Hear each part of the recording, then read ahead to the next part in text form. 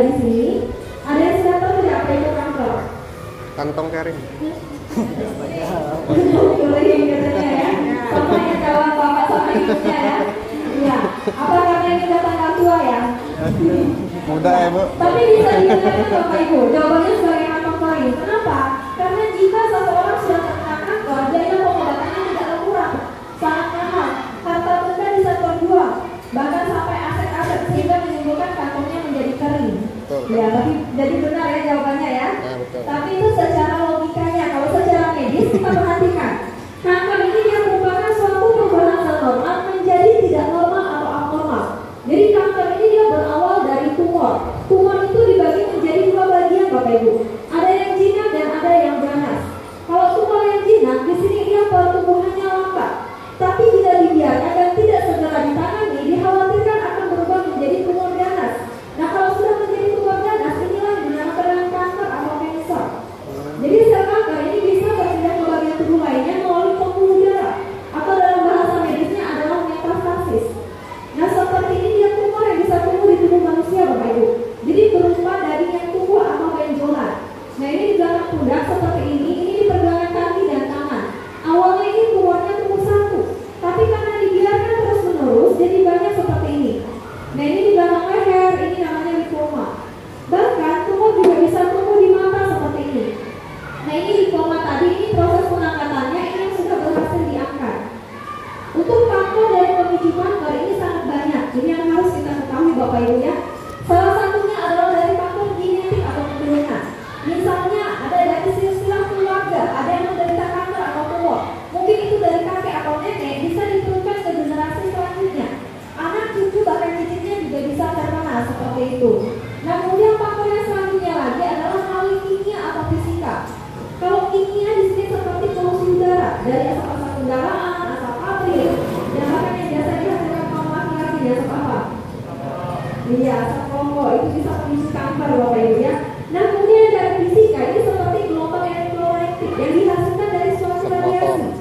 Contoh salah satunya adalah radiasi HP atau handphone. Ya, emang di sini mau bertanya dulu karena yang melihat di sini Bapak Ibunya masih kebanyakan muda-muda ya. Ya, pernah tidak mendengar lebih dari 30 menit Bapak Ibu? Pernah. Sering ya. Itu telinganya terasa apa? Panas. Panas berbening ya. Ya. Nah, kenapa? Itu karena radiasi. Apalagi jika kita menelpon itu sambil dicas, radiasinya beribu-ribu kali lipat untuk memicu kanker Bapak Ibu. Jadi di sini Bapak Ibu yang sudah dapat ilmunya, jika mau menelpon dalam jangka waktu yang lama itu sebaiknya di speakerkan atau menggunakan headset. Tapi ingat jangan sambil dicas seperti itu karena tadi bisa memicu terjadinya kanker. Nah kemudian faktor yang selanjutnya lagi adalah melalui makanan minuman yang mengandung zat karsinogen atau pengawet. Pengawet ini seperti formalin. Kalau dalam kesehatan ini untuk mengawetkan mayat supaya lebih tahan lama.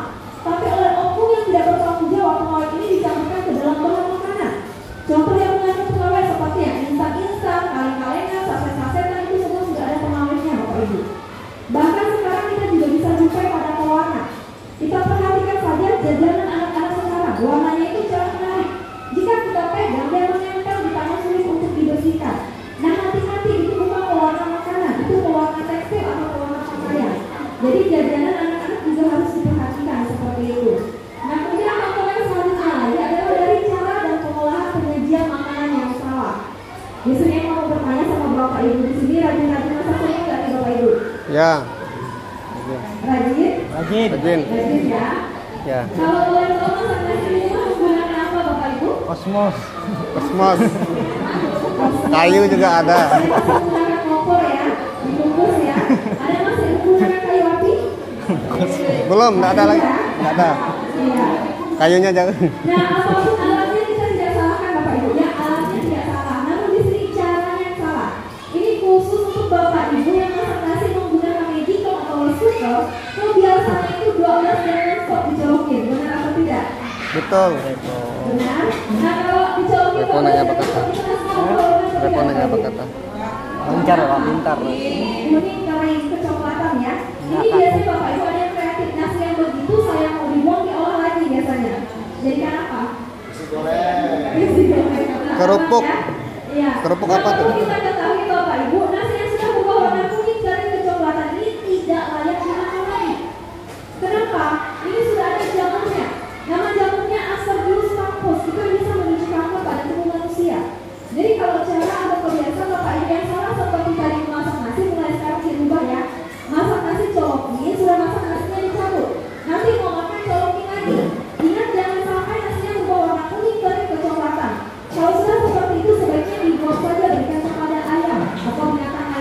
seperti itu.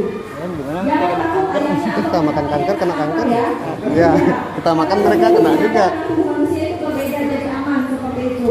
Itu contoh yang pertama. Contoh yang kedua, penggunaan minyak goreng tidak boleh lebih dari 3 hari. Kenapa? Karena kalau minyak goreng sudah berubah warna hitam, itu sudah ada zat radikal bebasnya.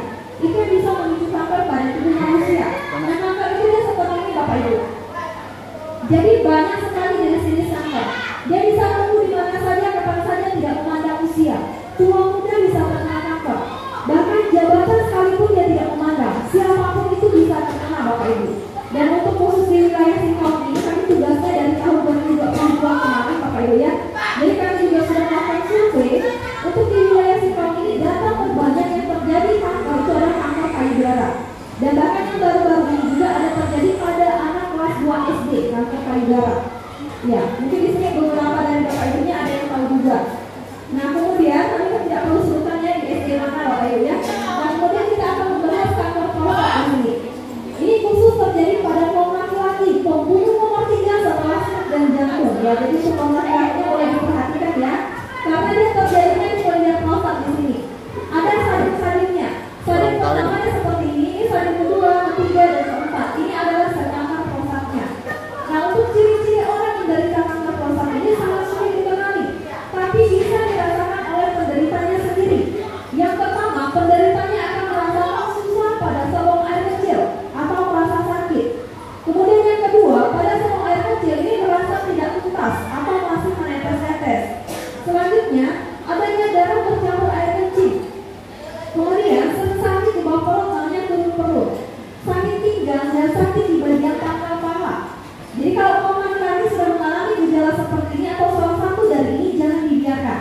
Segera dikonsultasikan ke tenaga kesehatan terdekat, baik itu puskesmas ataupun rumah sakit seperti itu. Kenapa? Karena kalau masih gejala awal seperti ini masih bisa disembuhkan. Tapi kalau sudah masuk stadium 3, stadium 4, pengobatannya sudah sangat sulit seperti itu, selain operasi dan kemoterapi seperti itu. Nah kemudian biasanya juga kanker prostat ini menyerang yaitu pada pria yang berkulit hitam atau gelap. Aduh. Ini beresiko. Aduh, gimana nih?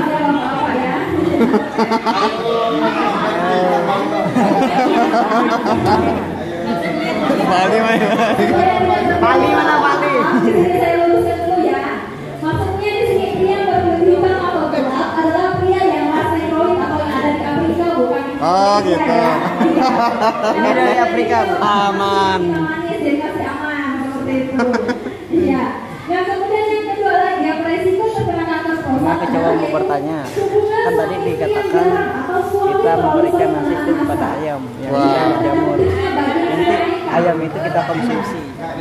Jadi bagi yang sudah menikah itu bapak-bapaknya tidak boleh sering-sering menahan hasrat seperti itu. Miring-miring. Jarang. Cepat kawin. Saya jarang nih. Karena kalau dalam kesehatan ini hubungan intim suami istri adalah 2 kali dalam seminggu itu. Pak lagi boleh nggak?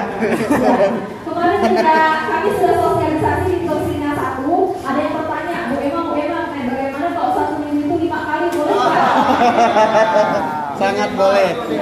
Jawabannya boleh-boleh saja, tergantung laki dari kedua belah pihaknya, asalkan minimal adalah 2 kali dalam seminggu seperti itu. Nah kemudian biasanya juga kanker prostat ini menyerang pada pria yang berprofesi seperti Foto dulu. nangis, supir, orang sering Saya mengalami yakin. berat, dan orang kantoran yang terlalu lama duduk lebih dari 8 jam dalam seharinya. Itu berisiko terkena kanker yang ada di prostat. Ini kami ada pasien juga, kami survei langsung di rumah sakit Bapak Ibu ya. Ini penderita kanker Astaga. prostatnya seperti ini. Nah ini Mengerikan. yang sudah dioperasi. Kemudian kita lanjut lagi membahas ini adalah slogan waspada kanker serviks. Daripada kaum laki-laki sekarang kita gantian pada kaum perempuannya seperti itu. Mungkin di sini Bapak Ibu ada yang kenal dengan ibu negara kita? Almarhum. Iya, Ibu Ani Yudhoyono. Beliau melakukan gerakan berperluasan. Saya kenal, dia nggak kenal saya. 6 Oktober tahun 2011. Ini sama halnya seperti yang kami lakukan pada saat ini Bapak Ibu. Jadi kami meneruskan program yang dari beliau seperti itu. Makanya kami ada SK Menteri Hukum dan HAM-nya. Jadi kami bekerja sama di bawah namanya juga dengan pemerintah seperti itu. Nah kemudian ini adalah gambar rahim wanita. Di rahim wanita ini ada 3 titik atau 3 bagian yang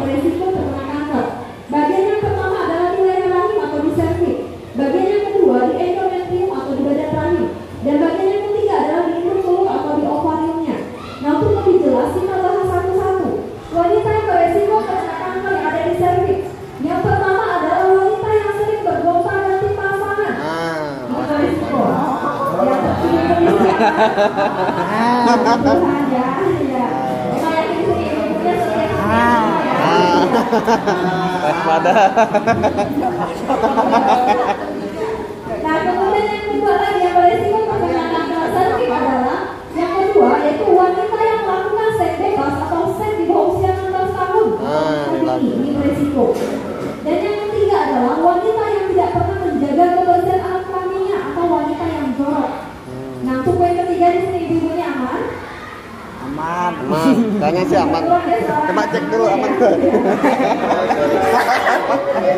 Mau dipastikan nih. Mau dipastikan. Ketiga di sini supaya lebih jelas. Pastikan. Ya, jadi wanita Indonesia itu bekerja di dalam maupun di luar ruangan. Bekerjanya itu dari pagi, siang, bahkan sampai sore hari. Mohon maaf seringkali celana dalamnya basah dan lembab. Wanita ini sering menunda-nunda untuk mengganti celana dalamnya.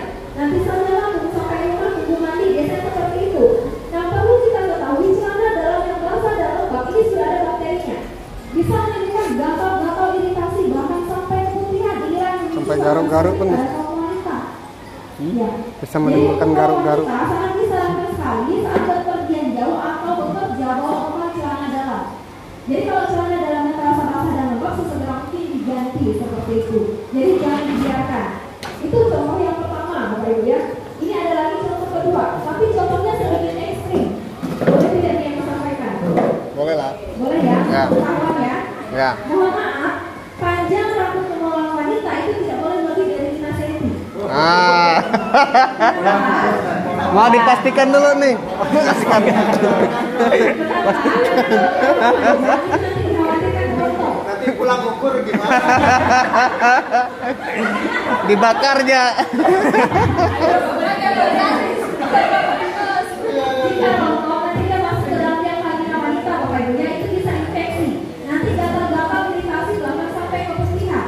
Itu yang bisa memicu kanker cervix pada mama wanita. Ya, tapi terlalu pendek juga tidak boleh. Karena kemarin juga Botak ada boleh? yang memang kalau itu dicukur aja katanya. Dicukur tidak boleh ya dulu ya. Karena takutnya iritasi. Jadi cukup dicukur saja. Minimalnya itu dia 1 cm, maksimalnya 3 cm. Ya, jadi benar kata kepala sekolahnya, nanti pulang dari sekolah ini dihukum masing-masing ya. Yang tak punya meteran boleh pinjam meteran dulu atau beli dulu ya. Kira-kira lah, kira-kira. Nggak ada yang pun saya ukur. Yang perlu bantuan silahkan hubungi Pak Aldi. Yang nggak pandai ukur saya ukur. Serahkan ke guru matematika ya.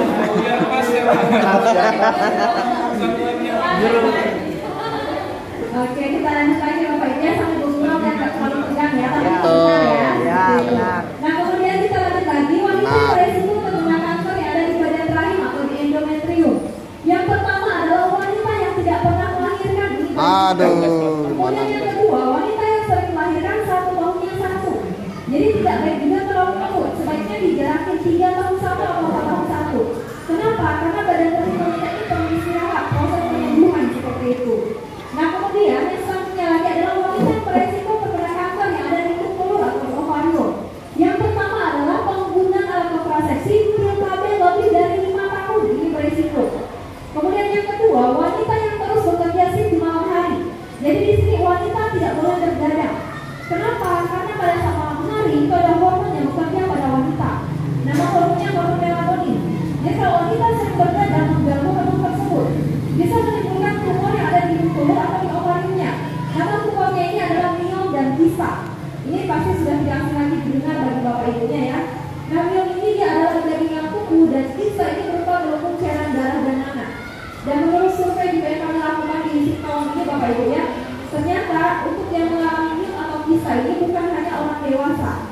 Ya, sekarang ini banyak pada anak-anak remaja seperti itu. Kenapa? Karena tadi salah satu faktornya adalah sering bergadang atau sering ngumpul seperti itu. Nah, kemudian yang selanjutnya lagi adalah ini adalah penanaman rahim wanita ya seperti ini. Ini yang sudah berdarah. Kemudian ini yang berjamur. Ini yang diakibatkan wanita yang jorok tadi yang tidak menjaga kebersihan alat kelaminnya. Awalnya tumbuh polip atau seperti jerawat. Karena dibiarkan ini gatal, sering digaruk dan iritasi bapak ibu. Dibiarkan terus-menerus tidak ada penanganan bisa sampai habis seperti ini. Jadi kalau sudah seperti ini tadi yang rugi siapa? Orang Suaminya yang tidak menjaga kebersihan alat kelaminnya tadi atau wanita yang jorok tadi seperti itu. Nah, ini perbedaan rahim wanita yang dan kista. Ini kami ada pasien, kami survei langsung di rumahnya Bapak Ibu. Pasien ini di Pontianak, usianya 62 tahun, badannya kurus, perutnya buncit. Jangan kira sedang hamil ya, karena tidak mungkin dia hamil, sudah 62 tahun. Jadi yang di dalam perutnya ini berupa gelombang cairan darah. Pasien ini terkena kista. Dibawa ke rumah sakit, diangkat kistanya ini beratnya mencapai 40 kilo Bapak Ibu. Jadi sudah sangat besar sekali. Nah kemudian yang ini kista yang pecah di dalam perutnya seperti ini. Jadi kalau sudah pecah seperti ini, pasiennya tidak bisa diselamatkan lagi. Ya, jadi kalau untuk Bapak Ibu juga yang sudah dapat ilmu pada hari ini, jika di luar sana ada menemukan penderita kista, diberitahukan jangan sesekali untuk dipijat atau diurut. Kenapa? Karena kalau sering dipijat atau diurut, khawatirnya nanti dia pecah di dalam. Kalau sudah pecah di dalam, pasiennya nanti tidak bisa diselamatkan lagi. Nah ini dia miom, bentuknya bulat seperti daging Bapak Ibu ya. Namanya ini mioma rahim. Jika kita potong kecil-kecil, ini seratnya persis kalinya seperti daging, tapi berbeda dengan daging bakso yang biasa dimakan ya. Jangan bayangkan. Ya.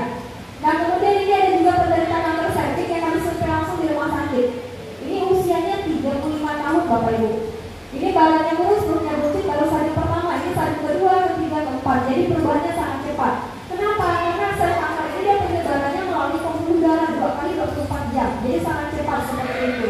Nah untuk mengetahui gejala-gejala kanker yang ada di dalam rahim, yang pertama adalah keputihan yang terus-menerus. Kemudian yang kedua, setelah melakukan hubungan intim, keluar cairan berwarna kecoklatan bercampur darah, serta iritasi di sekitar alat kelamin. Jadi kalau wanita sudah mengalami gejala seperti ini atau salah satu dari ini, jangan dibiarkan, segera dikonsultasikan seperti itu. Dan kemudian untuk mendeteksi kanker yang ada di dalam rahim, ini ada 2 caranya. Yang pertama bisa lakukan pap smear. Pap smear ini lakukan di rumah sakit. Tapi kalau tidak bisa lakukan pap smear, bisa lakukan yang namanya IPA test. IPA test ini bisa dilakukan di puskesmas terdekat. Ini wajib dilakukan bagi wanita yang sudah menikah. Minimalnya itu 1 tahun itu 2 kali. Ya, minimalnya seperti itu. Nah kemudian untuk pemeriksaannya dia seperti ini. Jadi ini khusus bagi yang sudah menikah saja. Yang belum menikah tidak boleh melakukan pemeriksaan ini. Kenapa? Karena bisa merusak himennya atau selaput darahnya. Karena dia pemeriksaannya menggunakan alat. Jadi alatnya itu seperti besi, namanya cocok bebek. Nanti dimasukkan ke dalam vagina wanita. Jadi diambil cairannya atau sampelnya, diperiksakan ke laboratorium akan terlihat hasilnya normal dan sudah ada tanda dan gejalanya seperti itu. Jadi hasilnya sangat akurat. Nah kemudian kita lanjut membahas kanker payudara. Kanker payudara ini pembunuh nomor 1 pada kaum wanita. Tapi data terbaru sekarang juga sudah bisa terjadi pada kaum laki-laki walaupun persentasenya itu masih kecil. Nah ada pun yang beresiko tinggi terkena kanker payudara ini adalah wanita. Terutama wanita yang setelah melahirkan itu tidak mau menyusui. Ini berisiko. Kemudian yang kedua, wanita yang mau menyusui tapi hanya dengan sebelah payudaranya saja tidak mau gantian. Dan yang ketiga adalah obesitas atau kegemukan. Ini berisiko terkena kanker yang ada di payudara. Nah untuk gejala awalnya laki-laki dan perempuan sama Bapak Ibu ya. Gejala awalnya yang pertama adanya benjolan di bagian payudara. Benjolannya itu seperti mulut cicak atau biji kacang hijau. Saat itu kan dia ada yang terasa sakit, ada yang tidak terasa sakit. Namun dia benjolannya menetap, tidak bergeser-geser, berpindah-pindah seperti itu. Dan kemudian yang kedua, adanya titik-titik dan kutil-kutil di kulit payudara. Kemudian ada rasa gatal yang amat sangat di bagian kulit luar payudara ataupun di bagian dalam payudaranya seperti itu. Nah kemudian ini kami juga ada pasien yang kami survei langsung di rumah sakit. Ini pasiennya 54 tahun, payudaranya keras dan bengkak Bapak Ibu. Jadi ini sudah ada tanda dan gejalanya. Nah ini payudaranya berkutil-kutil, dia bentuknya seperti ini. Ini kelenjar getah bening. Jadi dia tubuhnya itu dari bawah ke tiap. Jika dibiarkan dia bisa menyebar sampai ke pundak seperti ini Bapak Ibu. Nah ini kami temukan pasiennya ini laki-laki. Sudah masuk stadium 3 baru periksa rumah sakit. Kenapa? Karena tadi gejala awalnya dia tidak tahu. Dianggapnya biasa saja. Jadi sudah parah seperti ini baru melakukan pemeriksaan. Nah kemudian ini yang berdarah ini pada kaum wanita ya. Nah ini yang sudah keluar cairan darah dan nanas serta ada batuknya juga. Nah ini kanker payudara yang sudah berhasil diangkat atau dioperasi. Jadi sudah rata payudaranya tidak ada lagi.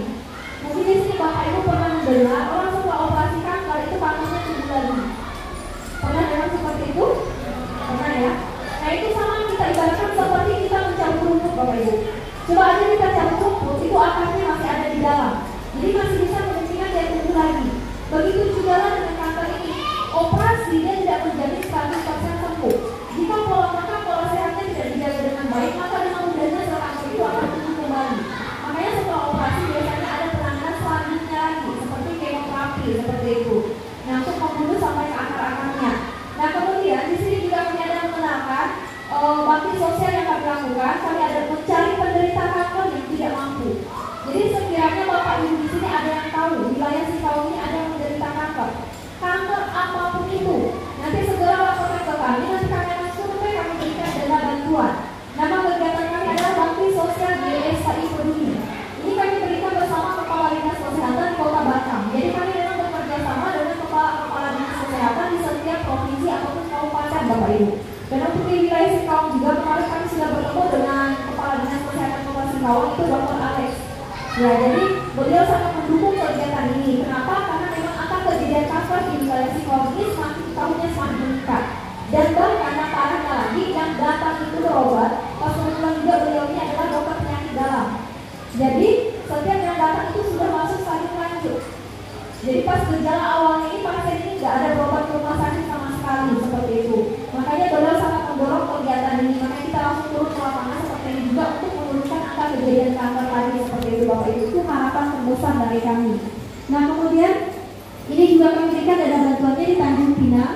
Kemudian ini di Sumatera Utara. Ini bersama dokter penanggung jawab kami Bapak Ibu, Dr. Haji Budi Ahmadi.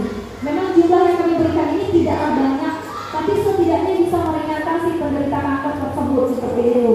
Kemudian ini juga kami berikan di Aceh. Jadi kali ini dari Sabang sampai Merauke ada, karena kita se-Indonesia Bapak Ibu ya. Ini di Pontianak kita juga berikan dana bantuannya. Ini waktu itu saya tugasnya di NTT, jadi kurang lebih 1 tahun di sana juga kami berikan dana bantuannya kepada penderita kanker yang kurang mampu.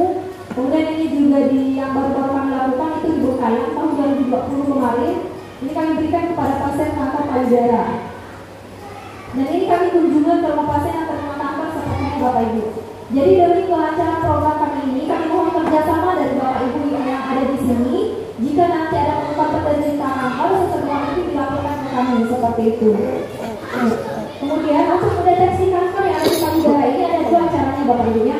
Yang pertama bisa lakukan mamografi. Mamografi ini lakukan di rumah sakit yang terakreditasi A yang alat-alatnya sudah lengkap. Ya, untuk biaya pemeriksaannya ini paling murahnya 3 jutaan Bapak Ibu. Adanya hanya di Pontianak saja, di rumah sakit Mitra Medika. Di Singkawang ini belum ada.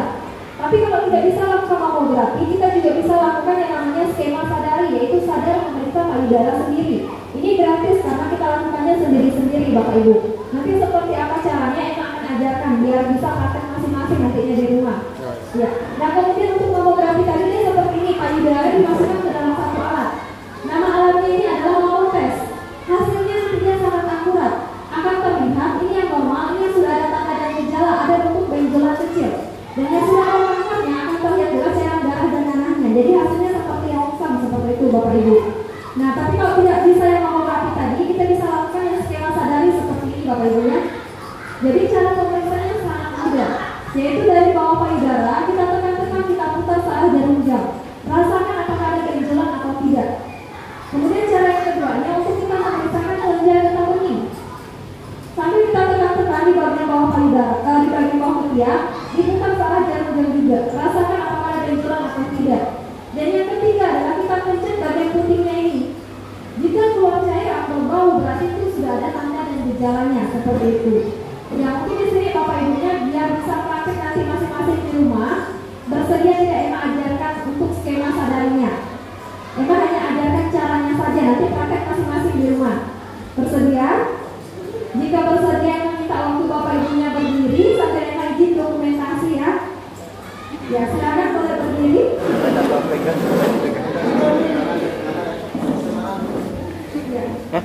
Laki-laki juga kan? Sebelum kita lakukan skema sadari ini Bapak Ibu, kita lakukan peregangan terlebih dahulu ya. Yaitu kedua tangan kita angkat ke atas Bapak Ibu. Itu 1 sampai 5 Bapak Ibu ya. 1, 2, 3, 4, 5. Di depan lagi Bapak Ibu, 1 sampai 5 lagi juga. 2, 3, 4, 5.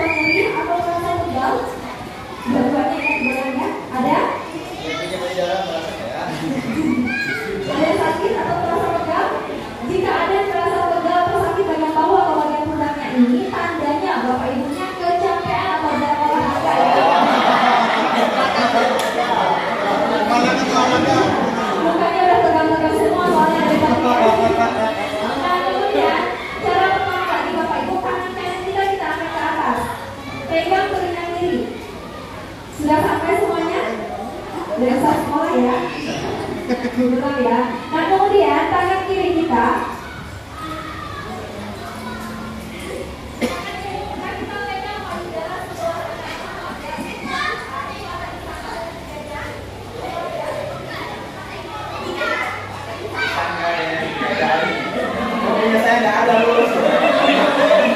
Biasanya gini gitu.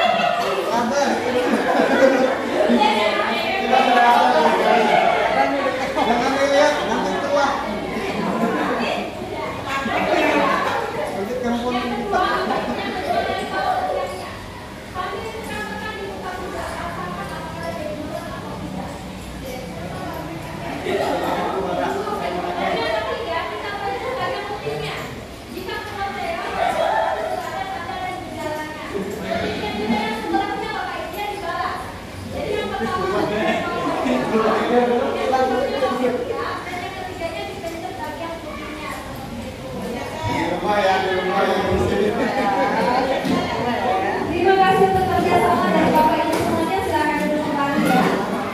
Ya, jadi lakukan skema sadari ini. Kamu satu minggu lakukan 2 kali. Ada yang mau bertanya? Boleh nanti dulu Pak ya, ditahan dulu ya.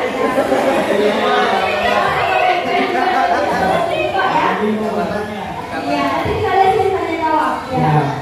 Oke, jadi kita lanjutkan dulu penjelasan materinya. Takutnya skema yang lupa ya, seperti itu. Jadi skema sadari ini wajib dilakukan minimal 1 minggu itu lakukan 2 kali, baik laki-laki atau perempuan, seperti itu ya. Jadi lakukannya waktu mandi dengan menggunakan sabun dengan badan setengah telanjang atau tanpa busana. Jadi lakukan cara pemeriksaan yang pertama, kedua, dan ketiga tadi. Sesudah mandi juga boleh lakukannya dengan menggunakan hand lotion atau body oil. Pilih salah satu saja. Menggunakan yang licin-licin supaya nanti jika ada benjolan akan terasa ya. Seperti itu. Jadi kalau ada anak gadis di rumah juga atau adiknya seperti itu yang boleh mengajarkan nanti cara pemeriksaan skema sadari ini, karena ini wajib dilakukan seperti itu. Kita mengetahui. Tapi ingat ya Bapak Ibu ya, namanya juga skema sadari. Jadi lakukannya harus sendiri-sendiri. Tidak boleh minta bantuan. Apalagi untuk perempuan yang minta bantuan suaminya, tidak boleh. Nanti lain cerita. Ya, jadi harus sendiri-sendiri. Nanti dari sadar diri.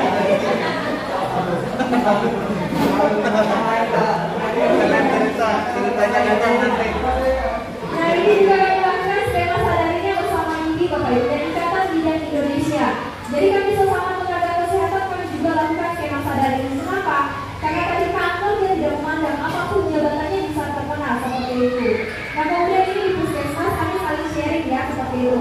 Jadi kalau ada yang terupdate, ada yang terbaru yang harus kami sampaikan kepada masyarakat di lapangan itu mereka beritahukan. Dan kemudian ini juga di Dinas Pendidikan waktu itu bulan 10 tahun 2022 kami juga berbagi ilmu di sana. Dan kemudian ini juga kita lakukan di instansi pendidikan seperti yang saat ini kita lakukan Bapak Ibu ya.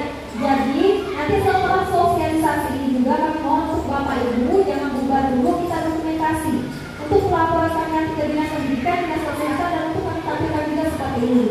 Ya ini yang di sekolah-sekolah negeri ya, seperti itu di wilayah Singawang. Nah kemudian ini juga di MTS, di SMP seperti ini ya. Ya, kemudian ini di jemaat gereja, di majelis taklim. Jadi kami memang menyeluruh Bapak Ibu yang memberikan sosialisasi ini. Ya untuk tadi menurunkan angka kejadian akut itu harapan kami terbesar seperti itu. Ya, jadi untuk Bapak Ibu kalau mau mengundang lagi untuk sosialisasi itu boleh-boleh saja. Mungkin ada kegiatan arisan atau ada pengajian seperti itu yang mau mengundang lagi itu silakan. Kemudian ini di Dharma Wanita, ini di PDAM ya, Gunung Sotek Singawang. Ini di Kes Bangkol, jadi seperti ini kegiatan kami di lapangan Bapak Ibu ya. Kemudian ini di Kodim, ini di kantor wali kota. Kemudian di Pertamina, ini di Bank Indonesia. Waktu kami di pertemuan di Bank Indonesia ini Bapak Ibu, waktu skema sadari ini ada salah satu bapak-bapaknya yang mengalami tumor payudara. Jadi waktu dipegang, waktu skema sadari itu baru terasa ada benjolannya. Jadi setelah sosialisasi beliau langsung konsultasi seperti itu. Dan kemudian ini juga kami lakukan kantor camat seperti ini kegiatannya. Ini di Satpol PP di Natuna Bapak Ibu ya. Jadi waktu itu saya juga kurang lebih setengah tahun tugas di sana. Kemudian ini TNI Angkatan Udara. Ini di Polres seperti ini di kantor camat Toho. Kemudian di kantor camat Sangkoledo. Ini di kecamatan 17. Jadi di kantor desa seperti ini. Ini di TNI Angkatan Darat di Natuna ya. Ini bersama bapak-bapak koramilnya juga kami lakukan skema sadarinya. Jadi tidak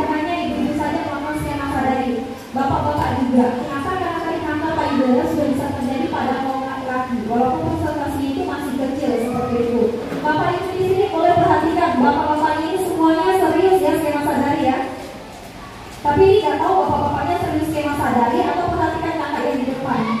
Ada dua kemungkinan seperti itu. Iya.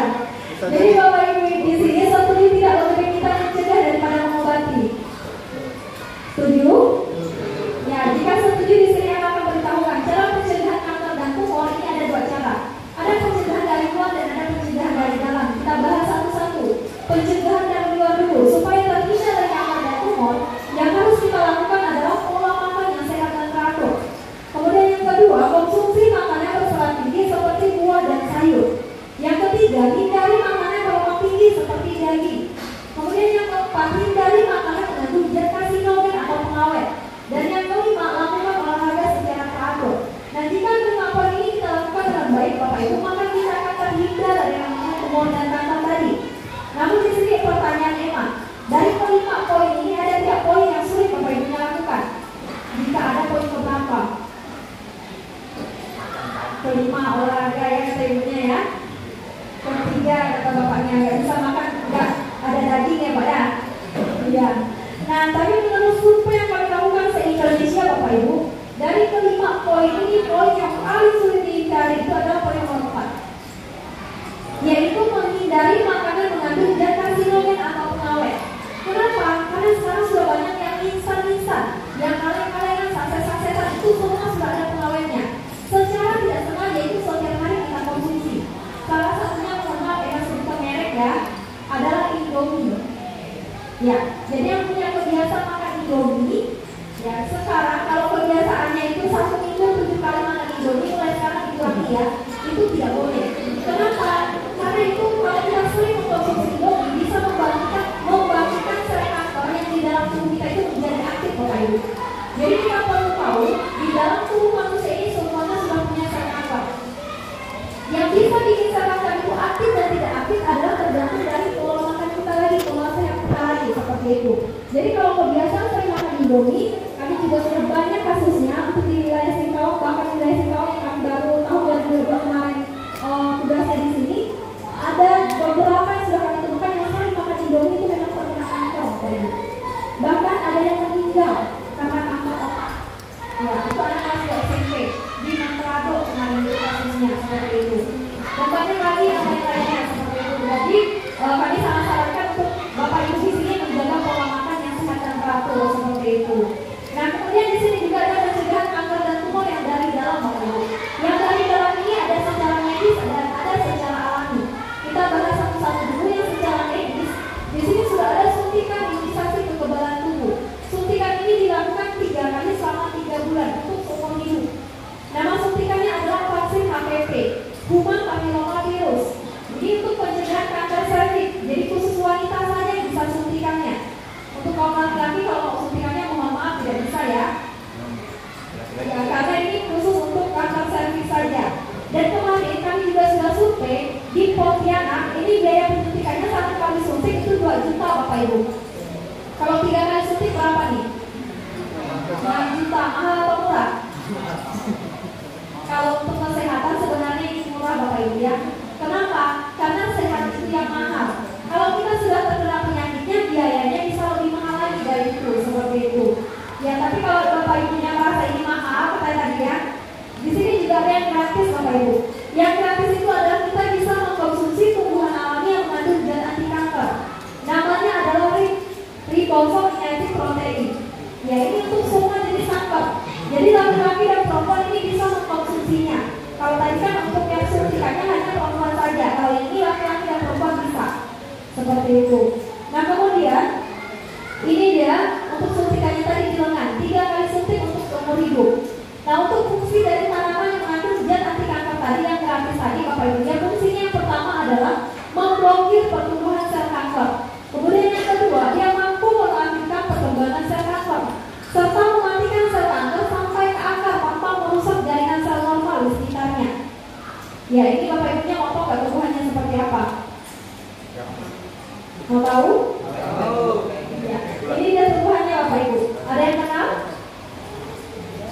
Ini tumbuhannya parasit menumpang di pohon-pohon. Oh iya. Apa ada biasanya? Ya, namanya benalu Bapak Ibu ya. Ya, dia biasanya kalau di daerah kita ini menempelnya di pohon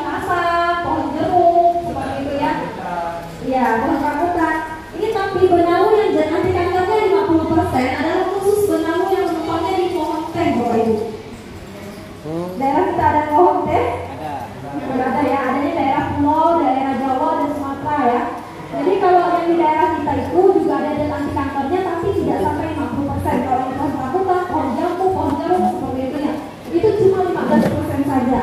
Ya, tapi karena memang di sini tidak ada pohon teh, emang nextkan aja kita cari yang ada di sekitar kita saja seperti itu. Ini banyak yang sudah survei di Singkawang. Ada yang kenal tanaman ini? Iya, keladi tikus di sini ada dua tulisannya ya. Ada yang mana? Ya, ada yang mana? Biasanya ini untuk tanaman hias Bapak Ibu.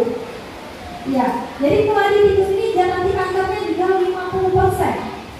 Untuk di sekolah SD 83 kemarin mereka ada membudidayakan tanaman keladi tikus ini. Ini juga banyak di sana. Ya, jadi untuk Bapak Ibu, karena ini juga tanamannya mudah sekali tumbuhnya. Jadi kalau memang menemukan tanaman ini silakan dibudidayakan. Kenapa? Karena genetik kankernya 50%. Jadi tanpa harus mengeluarkan biaya 6 juta tadi untuk mencegah tumor dan kanker. Jadi kita manfaatkan yang ada di sekitar kita, yang ada di sini seperti itu. Nah, cara pengolahannya juga sangat mudah Bapak Ibu. Cara mengolahnya supaya namanya keladi dia sifatnya gatal ya. Jadi jangan sampai gatal-gatal nantinya. Nah, cara mengolahnya kita ambil daun, batang dan umbinya. Bersihkan di air mengalir. Sudah dibersihkan dipotong kecil-kecil. Jadi potongan itu kita rendam menggunakan air kunyit selama 24 jam 1 hari 1 malam untuk menghilangkan gatal-gatalnya tadi. Nah, setelah itu kita tiriskan, keringkan. Nanti sudah kering ditumbuk halus jadikan seperti serbuk. Ambil 1 sendok makan diseduh dengan 1 gelas air hangat tubuh.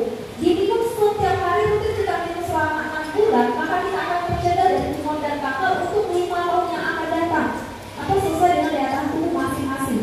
Ya, jadi kalau minumnya kalau untuk pencegahan saja kita yang sehat-sehat ini mau pencegahan 1 hari cukup 1 kali 1 gelas. Ya, kemudian kalau sudah ada tanda dan gejala, minumnya 3 kali pagi, siang dan malam itu sampai sembuh seperti itu. Jadi kita manfaatkanlah yang ada di sekitar kita. Bisa yang ini Bapak Ibu ada atau nggak di sini? Pernah lihat? Lihatnya pernah ya, tapi nggak ada tanamannya ya. Yang mungkin tanaman yang terakhir ini ada Bapak Ibu, yang mungkin sering melihatnya. Ini tanamannya juga liar Bapak Ibu. Tumbuhnya biasanya di semak-semak, di tempat-tempat di awal-awal, tempat-tempat yang dingin. Apa namanya di sini? Kunyit hutan. Kunyit hutan. Kunyit ya, kunyit hawa. Kalau bahasa Indonesianya namanya ini temu putih Bapak Ibu. Temu putih, adik-beradiknya dengan temu yang lain, adik-beradiknya juga dengan kunyit. Nah, cara kita membedakannya adalah Bapak Ibu lihat di daunnya. Daunnya ini ada garis keunguan di tengah-tengahnya. Kemudian setelah 1 tahun dia ada berbunga putih seperti ini. Setelah 2 tahun bunganya berubah warnanya ungu seperti ini. Jadi ini dia umbinya panjang-panjang besar. Kalau kunyit putih itu kan buah-buah kecil ya. Yang ini dia panjang-panjang besar seperti jahe. Saat kita potong ini warnanya putih Bapak Ibu. Saat kita cicip rasanya dia pahit. Ya, jadi yang genetik kankernya 95% adalah yang usianya sudah 2 tahun atau yang berbunga merah ini. Yang kita ambil adalah umbinya atau buahnya. Bersihkan seperti membersihkan kunyit biasa dan pengolahannya ya. Kita ambil tengah-tengahnya ini. Diiris tipis-tipis. Sudah kita iris tipis-tipis, keringkan. Sudah kering ditumbuk halus atau boleh di blender kering. Simpan di dalam toples kaca. Ambil 1 sendok makan, diseduh dengan 1 gelas air hangat tubuh. Diminum setiap hari rutin kita minum cukup 3 bulan, maka akan tercegah dari tumor dan kanker untuk 5 tahun yang akan datang atau sesuai dengan daya tahan tubuh masing-masing seperti itu. Ya, jadi kalau untuk pencegahannya cukup 1 hari 1 gelas. Yang sudah ada tanda dan gejala, minumnya 3 kali pagi, siang dan malam itu sampai sembuh seperti itu. Jadi kalau memang ada tumbuhan ini silakanlah dibudidayakan, dikembangbiakan Bapak Ibu. Kenapa? Karena ini sudah dilakukan penelitian langsung oleh Profesor Dr. Happy. Jadi selain untuk pencegahan tumor dan kanker, dia memiliki anti-inflamasi atau anti peradangan. Bisa mengobati berbagai macam penyakit Bapak Ibu. Jadi dia bisa mengobati yang namanya asam urat, diabetes, asam bronkitis, nyeri lambung, masalah haid, keputihan, darah tinggi, darah rendah ini dinormalkan serta sinusitis. Dan banyak lagi manfaat atau khasiat lain dari temu putih Bapak Ibu. Yang kami sampaikan ini cuma sedikit saja. Bapak Ibu boleh nanti searching di internet, lihat khasiat lain dari temu putih itu sangat banyak. Ya, bisa mengambil yang asal, renafit, dan lain-lainnya. Itu sangat banyak sekali manfaatnya seperti itu. Jadi kalau memang ada tumbuhan ini tadi silakan dibudidayakan, dikembangbiakan seperti itu. Nah, ini dia tumbuhannya Bapak Ibu. Ini dia buahnya besar-besar seperti ini ya. Ini dia bunganya ungu. Ungu merah-merahan. Bukan yang ini ya. Jangan salah. Ya. Nah, karena kita tidak se-Indonesia Bapak Ibunya sampai pernah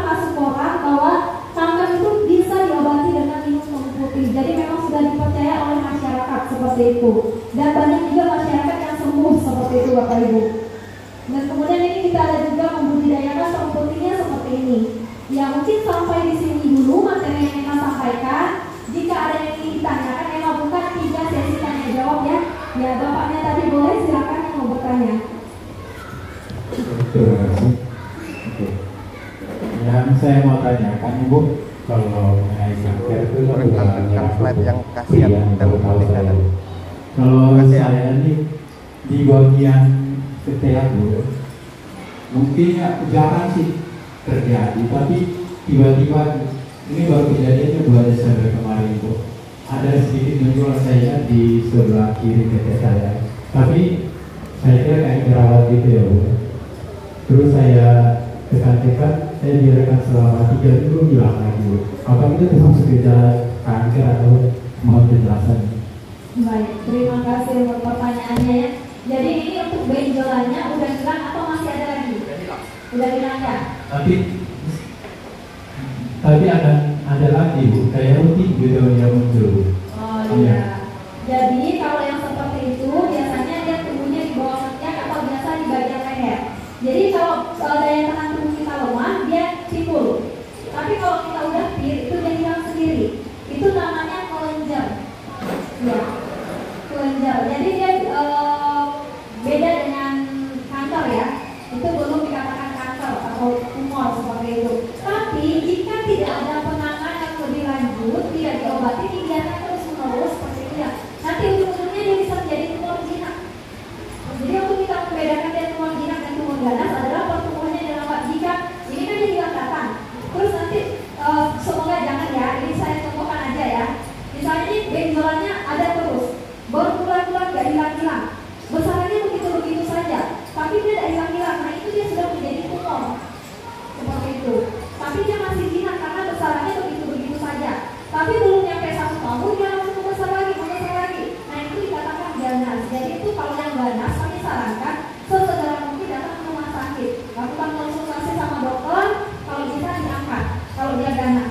Tapi kalau dia masih jinak, itu bisa melakukan pengobatan yang secara alami tadi. Ya jadi jangan buru-buru juga langsung lakukan operasi. Kenapa? Karena tadi operasi kan tak berarti 100% dia sembuh. Karena kalau jinak ini kalau secara alami masih sangat bisa diobati seperti itu. Tapi kalau ganas kita sarankan ke rumah sakit langsung.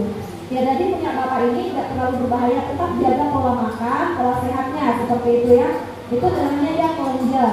Dia bisa hilang, bisa sembuh sendirinya juga jika memang pola makannya sehat dan teratur seperti itu. Ya tetap dampak pencegahan seperti itu ya. Ya mungkin masih ada lagi, silakan 2 pertanyaan lagi. Ya silakan Ibu. Terima kasih. Yang ingin saya tanyakan tadi kan Ibu bilang kan kalau kita bekerja apakah jadi perempuan kan celana kan diganti. Apakah yang saya juga dengar sih, apakah bisa pakai panty liner untuk kegiatan keseharian berapa macam ganti aja panty linernya, jadi celana dalamnya nggak diganti. Itu pertanyaan yang pertama. Yang kedua tadi mengenai miom, kanker, kista. Tadi kan ada tikus dan berlawak, kan? Oh, terbukti, oke.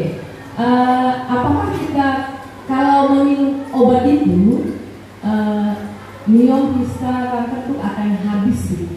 Itu aja. Terima kasih. Baik, terima kasih. Pertanyaan yang sangat bagus sekali ini ya untuk pengetahuan kita, khususnya untuk perempuan juga ini ya. Pertanyaan yang pertama. Nah, jadi bagaimana kalau misalnya perempuan itu menggunakan panty liner? Ya, dari kesehatan kita tidak menganjurkan. Jadi penggunaan panty liner itu tidak boleh terlalu sering. Kalau saat kita berpergian jauh itu nggak apa-apa, tapi sesekali saja, tidak boleh sering. Kenapa? Karena itu bisa memicu nanti gatal-gatal, iritasi, bahkan ada yang pemutihan. Karena kalau penggunaan panty liner itu bisa ada yang cocok, ada yang tidak cocok, seperti itu. Begitu juga kasusnya dengan pembalut. Ya, ini khusus untuk wanita ya, jadi nggak apa-apa, bapaknya dia dapat pengetahuan juga ya. Nah kalau untuk pembalut itu boleh pakai panty liner. 4 jam sekali itu diganti. Ini khusus untuk wanita, jadi nggak boleh dibiarkan 1 hari yang penuh atau tunggu dulu baru diganti, itu nggak boleh. Nanti bisa bakteri berkembang di situ, apalagi kalau yang rambutnya panjang seperti itu. Nanti bakteri berkembang itu nempel di situ seperti itu. Jadi itu yang bisa memicu kanker serviks pada kaum wanita. Jadi dulunya kaum wanita taunya kalau orang terkena kanker serviks itu karena dia sering berdosa dari pasangan. Padahal bukan hanya itu faktornya. Ada lagi faktor-faktor yang lain seperti itu. Salah satunya tadi adalah kalau jika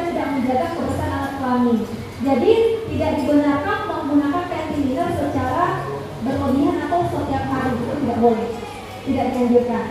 Lebih baiknya adalah bawa bekal celana dalam atau handuk kecil, kain kecil yang menyerap keringat ya. Jadi pada saat wanita ke kamar mandi, pada saat habis cebok itu langsung dilap untuk menjaga jangan terlalu sering ganti celana dalam. Jadi bawa handuk kecil seperti itu. Ya, yang menyerap kain seperti itu, yang menyerap apa? Yang menyerap basah. Kain yang lembut, jangan yang kasar ya. Kalau yang kasar nanti malah iritasi seperti itu. Jadi yang lembut seperti itu. Tidak dianjurkan menggunakan tisu ya Bapak Ibu ya. Ini kebiasaan yang salah juga. Karena biasanya di toilet umum itu menyediakan tisu. Itu tidak boleh. Karena kita logikakan saja kalau mulut kita basah, kita menggunakan tisu, itu biasanya tisunya ada yang tertinggal. Apalagi kalau di bawah itu kita nggak ada lihat, tinggal kita aja. Nah itu nanti bisa jadi pemicu berkembangnya bakteri di situ. Itu yang bisa mengakibatkan gatal-gatal, keputihan, sampailah terjadi kanker serviks seperti itu. Itu kebiasaan yang salah seperti itu ya. Itu pertanyaan yang pertama tadi ya Bu ya. Kemudian yang kedua untuk yang kita mengkonsumsi yang alami seperti itu ya, baik itu yang telah ditikus tadi atau yang konsumsi tadi seperti itu ya. Nah kalau kita mengkonsumsinya untuk yang masih gejala awal atau yang masih tumor jinak seperti itu ya, atau yang ada minum atau ada kista, itu memang pasien kita di lapangan banyak yang sembuh. Cuma dia tidak langsung Bapak Ibu, dia butuh proses. Ya jadi tergantung lagi. Kalau untuk yang minum kemarin tidak lama itu 1 minggu itu langsung keluar. Dia keluarnya seperti gumpalan darah, seperti orang yang tergantung besar kecilnya. Ini kemarin pasien yang kami yang di lapangan itu besarnya 14 cm. 14 cm itu keluar 1 minggu dia minum itu keluar langsung dibawa ke rumah sakit Selungkang. Kemarin dicek sama dokter karena memang mau dijadwalkan operasi. Tapi sebelum dia operasi dia konsultasi dulu. Jadi kami sarankan juga untuk konsumsi yang alami ini. Dia minum yang alami 1 minggu itu keluar. Ya, masing-masing itu berbeda. Kalau dia tumor jinak seperti benjolan seperti itu ya, nah itu ada lama. Biasanya berbulan-bulan dia akan mengecil lama-lama dia akan hilang. Karena dengan miom sama kan? Tumor itu sama dikatakan kalau miom ini termasuk golongannya tumor, cuma dia di dalam.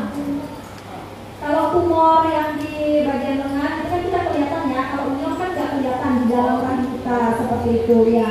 Nah jadi kalau yang kelihatan itu seperti yang di belakang pundak atau yang ada di bagian leher, benjolan-benjolan seperti itu, bahkan juga ada beberapa pasien itu ada yang 3 bulan, ada yang 4 bulan baru benar-benar sembuh. Kenapa? Karena dia mematikan dari dalam dulu, akar-akarnya dulu dimatikan. Nah setelah itu dia lama akan hilang seperti itu. Ya begitu juga kalau yang ada kista.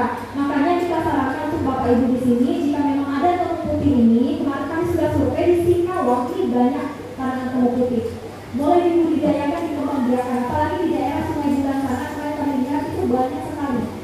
Biasanya mereka ambil daunnya itu untuk makanan sapi atau kambing. Daunnya, jadi daunnya aja yang mereka ambil seperti itu. Ya, mungkin boleh satu pertanyaan lagi, silakan. Ibunya udah pas Bu? Udah ya, oke, terima kasih. Silakan satu pertanyaan lagi. Tadi mau nanya apa? Alia, nanya? Bagus ya, makin banyak pertanyaan, makin banyak juga yang kita tahu. Seperti itu, kita saling sharing saja Bapak Ibu. Jangan malu-malu ya. Enggak ah. Ada yang mau tanya lagi? Gak ada ya?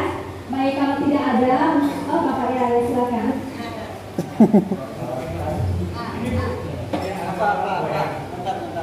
Sabar.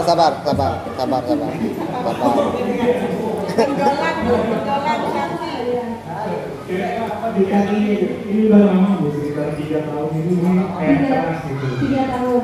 Itu awalnya Bapak tuh enggak kenapa? Ya kalau tiba-tiba munculnya bersama begitu. Sudah 3 tahun. Keras itu terus kalau dipegang itu dia nggak ada rasa gitu. Nggak ada rasa, nggak sakit ya? Nggak sakit. Iya. Oh, tumor. Iya. Jadi kalau untuk benjolan daging yang tumbuh seperti itu Bapak Ibu ya. Salah satu contohnya juga adalah seperti tai lalat. Gak ada yang diri kan? Tai lalat. Nah ini dikatakan tumor. Tapi masalahnya ini begini saja Bapak Ibu. Ini dikatakan tumor jinak.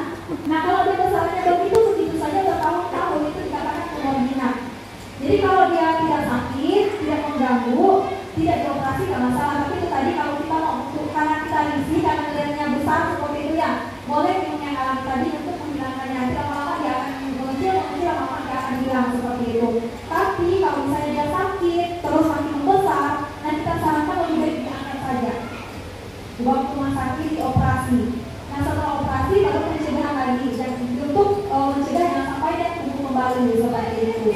Ya, tapi jangan takut ya kalau kita sudah punya gejala seperti itu, jangan kita pikirkan terus. Nah itu bisa memicu juga, karena seperti yang saya katakan tadi, kita semua ini sudah punya sel kanker. Yang bikin sel kanker itu aktif dan tidak aktif tergantung dari pola makan dan pola sehat kita lagi, seperti itu. Jadi kalau dia yang jenisnya punya bapak tadi itu adalah pola makan yang keras.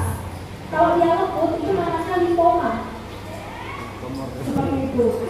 Ya. Nanti dia besarnya begitu saja, ya, seperti itu. Nanti kalau konsultasi lagi, sosialisasi oleh ya, konsultasi kesehatan seperti itu. Ya. Mungkin ada yang masih mau ditanyakan kan? Gak ada ya? Oke, baik, kalau nggak ada, sudah cukup ya Pak ya? Iya, baik. Saya lanjutkan aja sedikit lagi. Jadi di sini kami dari Yayasan Sosialisasi Kanker Indonesia sangat mengharapkan untuk Bapak Ibu yang sudah dapat ilmu pada hari ini melakukan pencegahan sedini mungkin. Jadi jangan kita tunggu penyakitnya ada baru kita melakukan pengobatan seperti itu. Tadi sudah diberitahukan cara pencegahan itu ada dua cara. Ada pencegahan dari luar dan ada pencegahan dari dalam. Jadi pilihan ada di tangan Bapak Ibunya masing-masing. Jadi ada pencegahan secara alami dan ada secara medis seperti itu ya. Ya, jadi tergantung lagi dari Bapak Ibunya. Jangan sampai tidak melakukan pencegahan sama sekali, itu saja seperti itu ya. Dari sini kami juga mohon maaf, kami tidak ada pemeriksaan atau pengobatan Bapak Ibu ya. Kami hanya sifatnya edukasi saja, menginformasikan seperti itu. Nah untuk di sini Bapak Ibunya juga kami sekedar edukasi, informasi seperti itu ya. Mungkin ada yang melakukan pencegahan atau pengobatan, tapi tidak ada tanaman atau tidak sempat untuk mengolahnya. Karena biasanya setiap kami sosialisasi di instansi bahkan di masyarakat seperti itu ya, biasanya banyak timbul pertanyaan, Bu emang kami melakukan pencegahan pengobatan tapi tidak ada tanaman atau tidak sempat untuk mengolahnya seperti itu ya, apakah sudah ada yang disempurnakan yang bisa langsung kami minum seperti itu.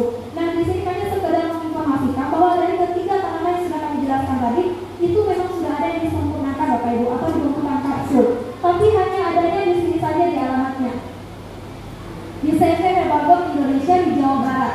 Jadi kalau Bapak Ibu ada keluarga atau kerabat di sana boleh titip langsung sama mereka. Kenapa? Karena ini tidak ada di postur pengiriman, tidak ada di apotek. Bapak Ibu cari di apotek tak akan dapat. Di online juga kita tidak menjamin keasliannya Bapak Ibu. Ya, jadi hanya ada di sini saja. Di sini sudah ada dokter dan apotekernya langsung. Jadi bisa konsultasi langsung sama mereka di sana. Bilang saja itu sosialisasi dari Yayasan Kanker Indonesia. Jadi konsultasinya juga gratis seperti itu. Karena kita bergeraknya di bidang sosial seperti itu Bapak Ibu ya. Nah kemudian untuk jenisnya juga ada seperti ini Bapak Ibu. Namanya ini adalah Zenomex. Zeno ini artinya dia Curcuma zedolaria. Mex ini dia bekerja maksimal karena dikombinasikan dari 3 tanaman tadi. Jadi dari kamu putih, clarificus dengan formaldehyde ini dijadikan satu. Ini dia satu botolnya isinya 100 kapsul. Jadi kalau untuk pencegahan minumnya 1 hari cukup 1 kapsul. Sama seperti yang kita olah sendiri tadi. 1 hari kita minum 1 gelas. Jadi 1 botol ini pas untuk 1 orang, nanti pas habisnya dia 3 bulan. Jadi akan terjaga dari kanker dan tumor untuk 5 tahun yang akan datang atau sesuai dengan daya tahan tubuh masing-masing. Tapi kalau yang sudah ada tanda dan gejala, minumnya ini 3 kali. Pagi, siang, dan malam itu sampai sembuh seperti itu Bapak Ibu. Dan ini juga ada sertifikat halalnya. Ini ada di BPOM-nya. Kemudian ini kapsulnya juga cangkangnya terbuat dari rumput laut. Jadi aman pada saat kita konsumsi. Simpan di atas atau di bawah lidah selama 3-5 menit dia akan meleleh atau hancur langsung. Jadi aman, tidak mengganggu ginjal kita. Jadi sama seperti kita minum jamu seperti itu. Ya untuk harganya juga ini di Jawa Barat tadi Bapak Ibu, satu botol ini 500.000. Jadi kalau ada keluarga atau kerabat di sana silakan titip langsung sama mereka di sana. Ya. Dan karena memang sifatnya sosial juga Bapak Ibu, ya mungkin Bapak Ibunya tidak ada keluarga atau kerabat di Jawa Barat. Di sini kami bersedia juga membantu menjembatani bagi Bapak Ibunya yang tidak ada keluarga tadi bisa melakukan pemesanan melalui kami. Jadi nanti kami bantu pemesanannya. Nanti boleh dituliskan nama, HP dan alamatnya. Dan untuk Bapak Ibu yang sudah ikut sosialisasi dari yayasan juga jika melakukan pemesanan ada memberikan potongan harga sebesar 50%. Jadi harga yang harusnya 500.000 di Jawa Barat tadi menjadi 250.000 satu botolnya. Ini bagi Bapak Ibu yang ikut sosialisasi saja. Yang tidak ikut sosialisasi mohon maaf tidak bisa kami bantu. Kenapa? Karena kami bukan berjualan obat atau produk. Mohon maaf sekali. Jadi yang sudah dapat ilmu dari kami itulah yang kami bantu seperti itu. Ya, jadi bagi Bapak Ibunya yang membutuhkan nanti boleh dituliskan namanya seperti itu. Dan untuk transaksi ataupun pembayarannya juga kami mohon maaf tidak menerima uangnya sekarang. Jadi nanti tunggu obatnya datang diantarkan langsung oleh pihak yayasan, baru di situ bapak ibunya melakukan transaksi ataupun pembayarannya. Obatnya ini juga paling cepatnya datang itu 3 sampai 5 hari, bahkan sampai 1 minggu tergantung lagi dari jauh mengirimkannya seperti itu. Ya. Nah kemudian ini juga ada bentuknya kapsul bapak ibunya seperti ini, jumlahnya isinya 100 kapsul. Nah kalau untuk pencegahan kanker jantung minumnya 1 hari 1 kali selama 3 bulan itu 1 botol untuk 1 orang. Nah kemudian untuk anti-inflamasi, karena tadi manfaat dari tubuh putih kan banyak. Jadi kalau ada yang penyakit jantung, kemudian ada asam urat, ada kolesterol, itu minumnya 3 kali 1 sampai sembuh. Seperti itu.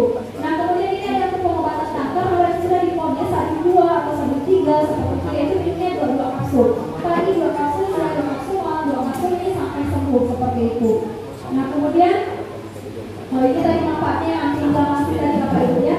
Nah kemudian ini juga ada nomor PMA. Ini jika bapak ibunya mau berkonsultasi masalah kesehatan, ini hubungi saja nomor ini. Atau mau ada melaporkan penderita kanker seperti itu ya, silakan hubungi saja. Atau undang lagi untuk sosialisasi itu juga silakan. Atau di sini ada yang masih malu-malu bertanya, yang mau konsultasi langsung datang ke tempat kami tinggal juga boleh. Untuk di wilayah Singkawang ini kami tinggalnya di Jalan 3, itu di Gang Barokah. Seperti itu ya. Jadi nanti kalau mau hubungi dulu nomor ini kalau konsultasi langsung seperti itu. Karena biasanya kalau sosialisasi seperti ini waktunya terbatas seperti itu bapak ibu ya. Tapi di sini emang mohon untuk bapak ibunya jika tulis nomor EMA jangan ditulis EMA kanker ya. Ya. Emang mohon sekali karena itu sama juga dengan mendoakan. Tulis saja EMA penyembuh atau EMA bidan atau EMA kesehatan. Jangan tulis EMA kanker. Iya. Ya di sini juga ada belangko resmi dari Yayasan Sosialisasi Kanker Indonesia bapak ibu ya. Ini bagi bapak ibu yang dibantu untuk pemesarannya tadi. Ya, yang mau dibantu untuk pemesanannya atau melakukan pencegahan ataupun pengobatan seperti itu ya. Silakan diisi. Di sini ada kolom nama, nomor telepon, jumlah pesanan, para pekerja dan alamat.